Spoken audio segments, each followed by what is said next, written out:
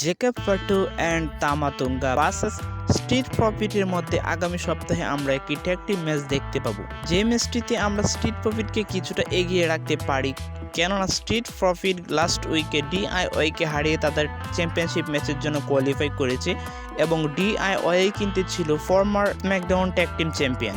তবে Jacob ফাটু and তামাতুঙ্গা যে বর্তমানে কতটুকু ভালো রেসলার তা আমরা দেখতেই পাচ্ছি। তবে আশা করব সেই ম্যাচটিতে হয়তো টাইটেল চেঞ্জ হতেও পারে যদি সেখানে কারো ইন্টারফেস দেখতে পারি আমরা।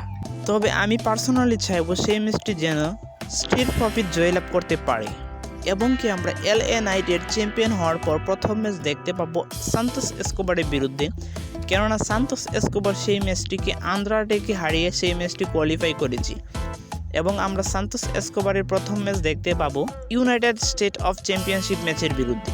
দেখা যাক সেই ম্যাচটিতে কি ফলাফল হয়। তবে আমি আশা করব এলএ নাইট এই ম্যাচটিতে জয়লাভ করবে এবং কি তার টাইটেলটি নিজের কাছে রাখতে সক্ষম হবে, কেননা সে ইউনাইটেড স্টেট অফ চ্যাম্পিয়নশিপ হওয়ার পর এটি হবে তার প্রথম চ্যাম্পিয়নশিপ ম্যাচের লড়াই।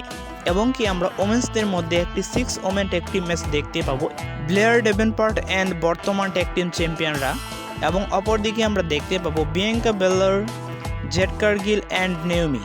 দেখা যাক সেই ম্যাচটিতে কীরকম ফলাফল হয়। এবং আরেকটি কথা জানিয়ে রাখি, আমরা কিন্তু খুব শীঘ্রই দেখতে পাবো জেড কার্গিল অ্যান্ড বিয়াঙ্কা বেলারের মধ্যে ব্রেকআপ এবং সেই স্টোরিলাইনটি চলমান থাকবে রেসলমেনিয়া পর্যন্ত। এবং কি আমরা রেসলমেনিয়ায় দেখতে পাবো বিয়াঙ্কা বেলার ভার্সেস জেড কার্গিলের মধ্যে একটি বিগ ম্যাচ এবং ব্লাড লাইনের স্টোরি তো চলমান থাকতেই চলেছে। দেখা যাক সামনের উইকে কীরকম হতে চলেছে তাদের স্টোরি।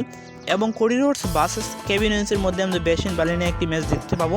দেখা যাক সামনের সপ্তাহে এই স্টোরিলাইনটি কীভাবে এগোয়। আমাদের চ্যানেলে নতুন হয়ে থাকলে অবশ্যই সাবস্ক্রাইব করতে ভুলবেন না। আজকের ভিডিও এ পর্যন্তই, সবাই সাথে থাকবেন। ধন্যবাদ সবাইকে।